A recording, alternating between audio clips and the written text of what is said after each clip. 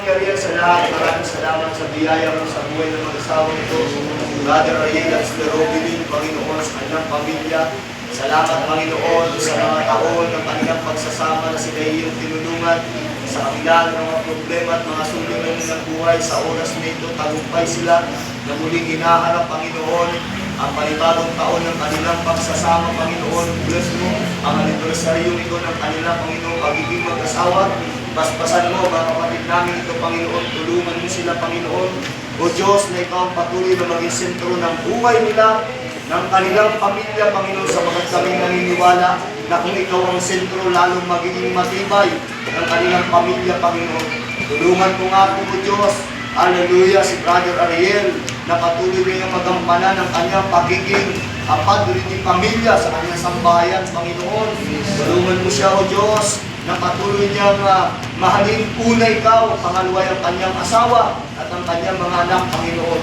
Lord, tulungan mo siya, Panginoon, na patuloy niyang taguyod ang kanilang pamilya sa isang maayos, may banal na pamumuhay, pamilya, Panginoon, na may banal na pagkatakot sa iyo.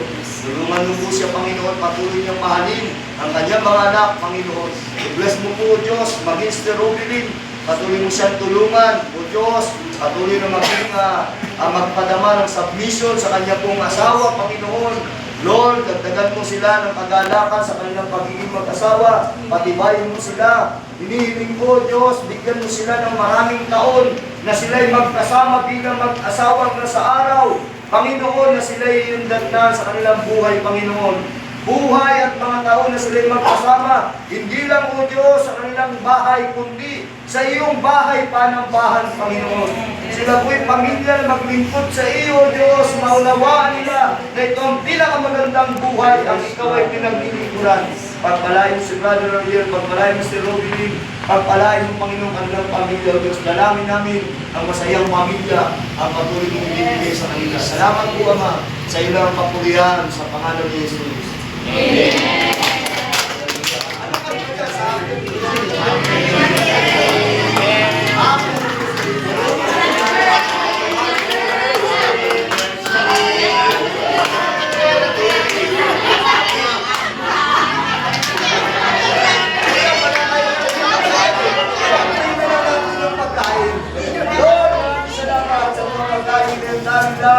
Maging kabusugan po ito, kalusugan sa amin at ang aming dalangin sa kanang biyaya sa kanilang pamilya. Patuloy mo kong ipakita at sa pangalan ng Panginoon Jesus. Amen.